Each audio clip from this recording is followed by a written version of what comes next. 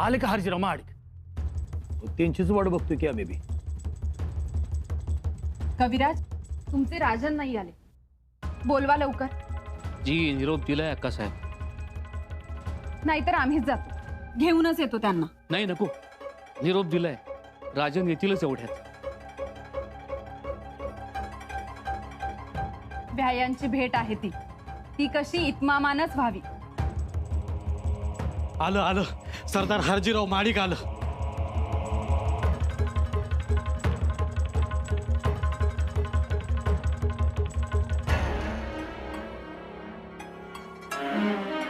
आइए पधारिए.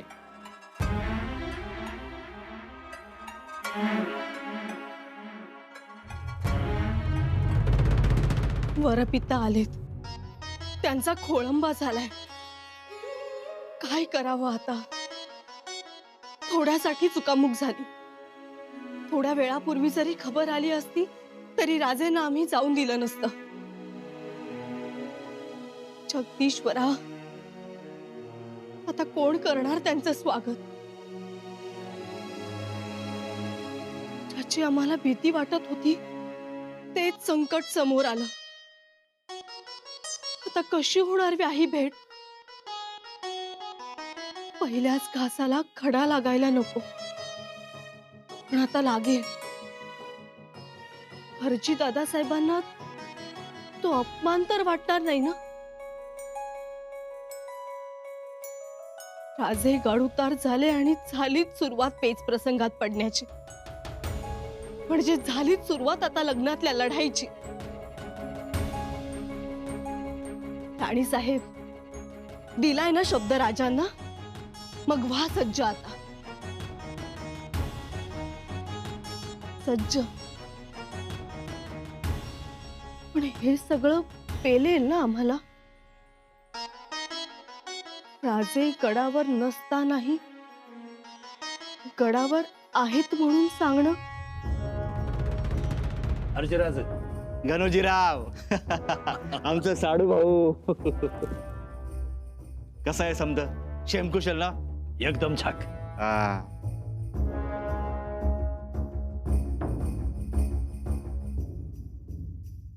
कविराज, अहो राजांना बोलवा. दौडधूप करून आलो हरजीराव. जी.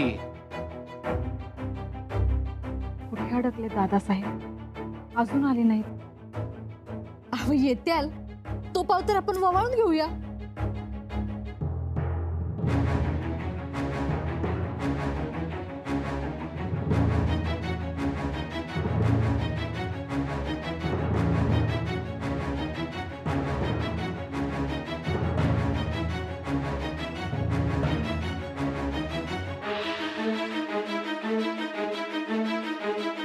दाजी साहेब, आता तुम्ही वर पिता असला तरी तुमची थट्टा होणार. राग मानू नका हा. अहो तुम्हाला कोण अडवणार आहे? हा, प्रवास कसा झाला? चांगला झाला. अहो आमच्या लेकाचं लग्न ठरवल्याचा निरोप पाठवला आमच्या सौभाग्यवतीनं. मग काय, हे असा तडक निघून आलो.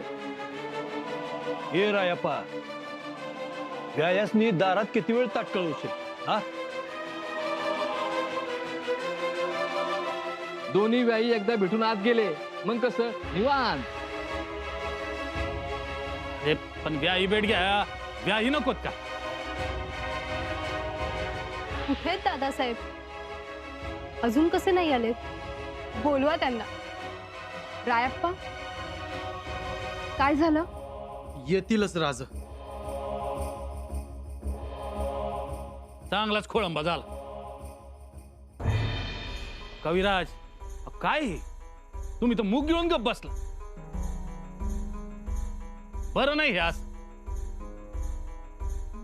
मी नाही, हा लोक बोलतात. जी.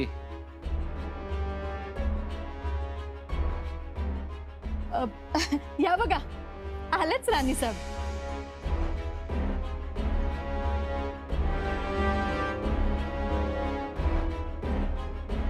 दादासाहेब, रायगडावर आपलं स्वागत आहे. याही भेट घ्यायला आपल्याला तिष्ठत राहावं लागलं, यासाठी माफी असावी. अहो ते समजा राहून द्या, पर वधू पिता हाय तरी कुठं?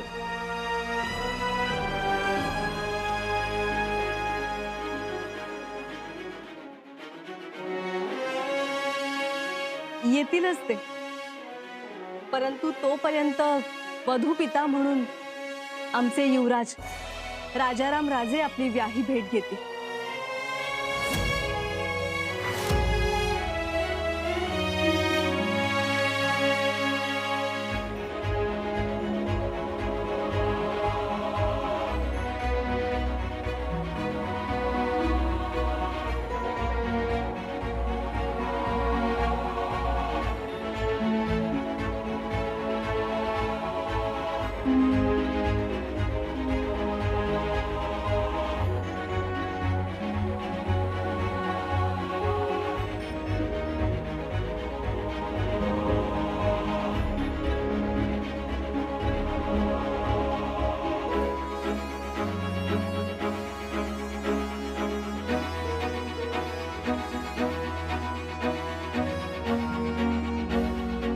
चला आत या. चला.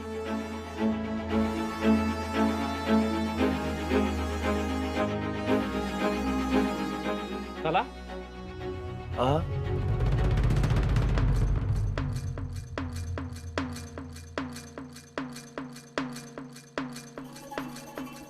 चला, एकदाची वय भेट पार पडली म्हणायची. झाला काय इवाय भेट म्हणायची का? का अहो युवराज जातीनं सामोरं आलत की. मला काय पटलं नाही. अनुजी काका, तुम्हासनी पटून न पटून करायचं काय? अहो हारजी राजासनी पटलं, वय भेट घेऊन ते आतमध्ये गेलं सुदिक. पण त्यांचा अपमान नाही का झाला? झाला तर आणि ते काय बोलून दाखवणार आहेत का? पहिल्याच घासाला खडा लागल्यासारखं झालं. गडावर असून आलं नाहीत. हे मी बोलत नाही हा, लोक बोलतात म्हणून म्हण. कदर नसल्यासारखं झालं मालक, आहे का नाही? अरे हिंगण मिट्ट्या, तू कशाला नाक खुपसतोयस? हा, अहो आज त्यांच्या बाबतीत घडलं, उद्या तुमच्या बाबतीत घडेल. मी आपला मालकाची काळजी करतो एवढंच. लई काळजी करू नकोस काहीतरी मोठीच गडबड आहे. काका. एक गोष्ट बोलू का? काय? कशाला उगाच सोन्याचं दात कण्यात घालतायस? पण मी काय म्हणतो ते अनुजी काका, जे हाय ते हाय, जे नाही ते नाही.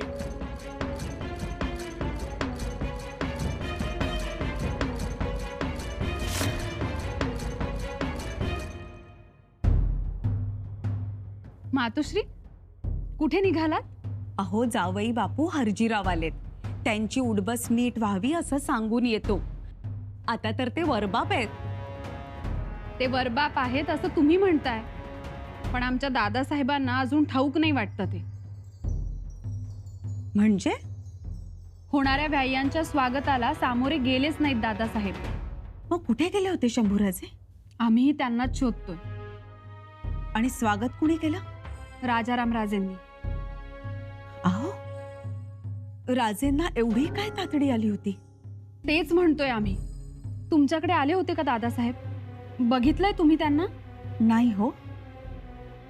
कुठे गेले काहीच कळत नाही आणि कोणी काहीच सांगत नाही. बताशीबाई, तुम्ही इथे आहात होय? हरजी दादासाहेबांना भूक लागलीये. ते आणि त्यांच्या सोबतच्या 3-4 सरदारांच्या जेवणाचं बघितलं पाहिजे. चला. त्यांच्या आंघोळी पांघोळी होतील, अजून वेळ आहे त्याला. पण मला सांगा, दादासाहेब कुठे आहेत? दादासाहेब इथेच आहेत. इथेच म्हणजे? आणि जर इथेच होते तर मग दाजी साहेबांच्या स्वागताला आले नाहीत?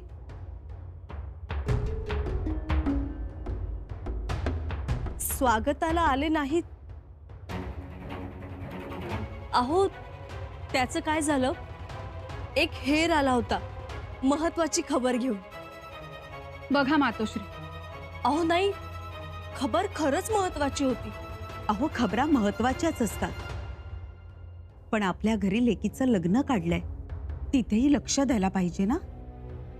जी मातोश्री. तुम्ही बोलून घ्या त्यांच्याशी. आम्हीच बोलतो. चला, कुठे आहेत ते? नाही नाही, आम्ही बोलतो ना. मातोश्री, तुम्ही भेट घ्याच. राणी साहेब, हळद दळायला बोलवले. बाहेर वाट बघतायत समधी.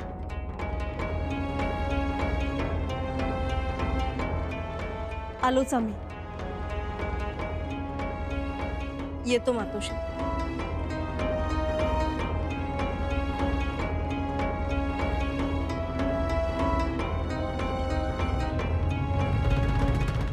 आमचं मन रायगडावरच्या लगीन मांडवाखालनं सारखं एरजऱ्या मारतय बघा. अहो मारणारच ते, आपल्या भाचीचं लगीन. आणि शंकराजी तर काय हो, आमचं मुलंच ते. खरंच बघा, जुन्या काठीला नवी काठी जोडली. तुम्ही का थांबलात? तुम्ही जायला पाहिजे होतं. मला बी आता तेच वाटते बघा. मी जायला पाहिजे होतं तुमच्या कान्होजी काकांबरोबर. कान्होजी काकांबरोबर? हो, अहो ते गेले तरी गप बसणार नाहीत. 100 जणांनी तर हातावरची रेष दाखवतीलच, पण गणोजीरावांनी बी गप बसू देणार नाहीत. सारखं त्यांच्या कानाला लागून राहतील. पण जावं तरी कसं हो? तुम्ही अशा अवघडलेल्या, तुम्हाला सोडून जावं तरी कसं? तुम्ही कशाला आमच्यासाठी थांबलात? तेच की, आता मला वाटते जायला पाहिजे होतं. गेलो असतं तर बरं झालं असतं. निदान आमच्या ह्यांना तोंड तरी उघडू दिलं नसतं. जीवाला काळजी लागून राहिली बघा.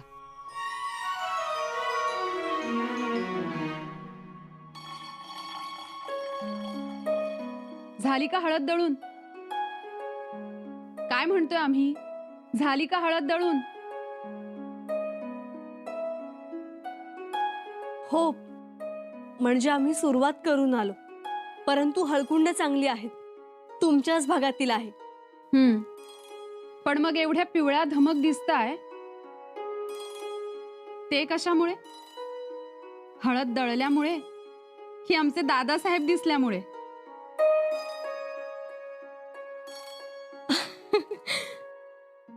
बत्ताशीबाई, ही कसली चेष्टा म्हणायची हो? आता आम्ही वरमाय झालोय.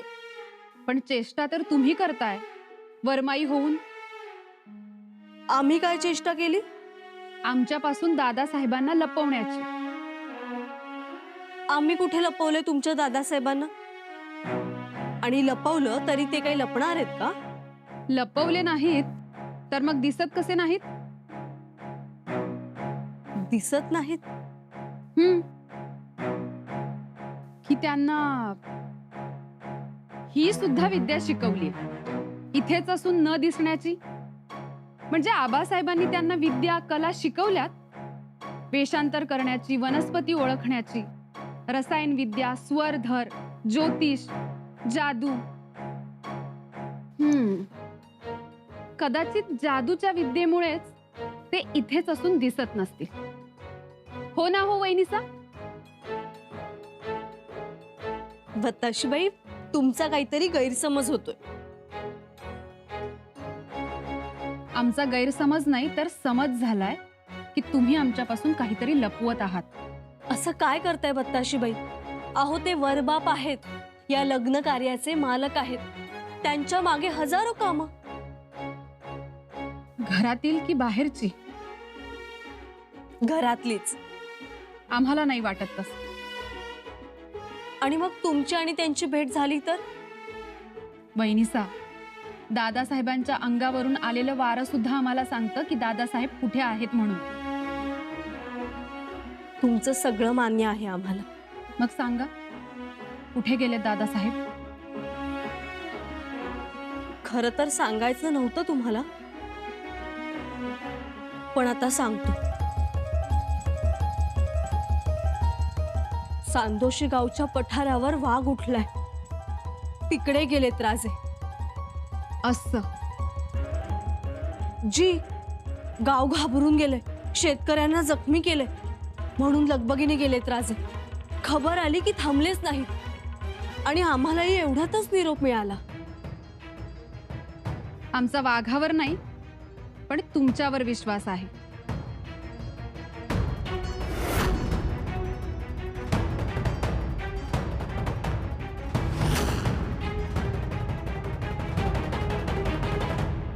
एक बात हम तुमको साफ साफ कह देते हैं, हमें हमारी फतेह चाहिए और संबा की हार। बात समझ में आई? जी हुजूर आला। मोहिउद्दीन खान, तुम धरणगांव और जलगांव की तरफ जाओगे, और कयामत खान तुम चाकन और पूना की तरफ जाओगे, और जहां जहां भी जाओगे आवाम की चीखें रायगढ़ तक पहुंचनी चाहिए। शादी के इस हंसी मजाक में आवाम की आह सुनाई देनी चाहिए, समझे कि नहीं? जी हुजूर। बहुत मजा आएगा। चीखे सुनने वाला, उन्हें बचाने वाला कोई होगा ही नहीं। आवाम की खुशियों को तुम गम में बदलोगे। रायगढ़ पर आतिशबाजी होगी और आवाम के घरों को जलाकर हम इस आतिशबाजी को एक नया रंग देंगे। जी जहांपना। वहां पर शादी की पीली हल्दी उड़ रही होगी और आवाम के घर आग के लाल पीली लपटों में होंगे। वाह, क्या मंजर होगा, क्या नजारा होगा संबा की बेटी के शादी के जश्न का। जाओ मेरे बहादुर सरदारों, फतेह करो। मैं संबा को अपने सामने रोता, भीख मांगता, बिलबिलाता, गिड़गिड़ाता देखना चाहता हूं। और रायगढ़ में संबा की बेटी आंसू पोंछकर डोली में बैठेगी। संबा हमारे सामने होगा, रहम की भीख मांगते हुए। आमीन आमीन। तकलिया।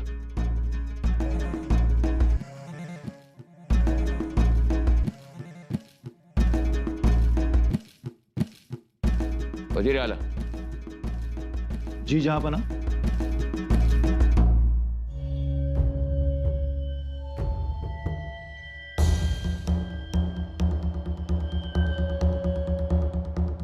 कल से हम गुलालबारी में आराम फरमाएंगे।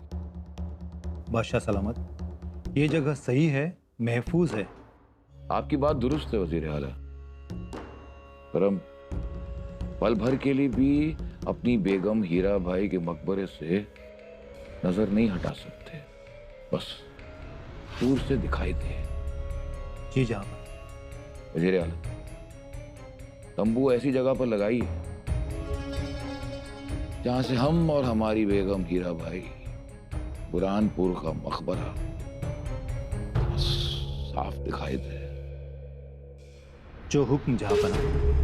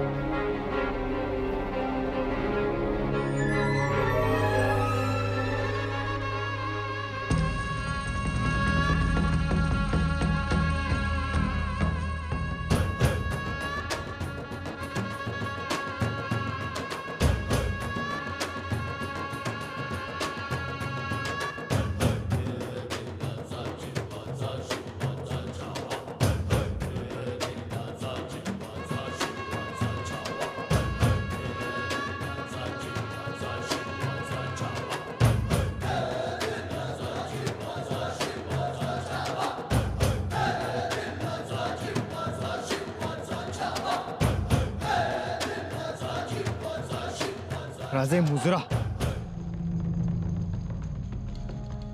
राजे नाही, जादूगार. बुऱ्हाणपुराच्या मुलखात आम्ही असली की मयागार.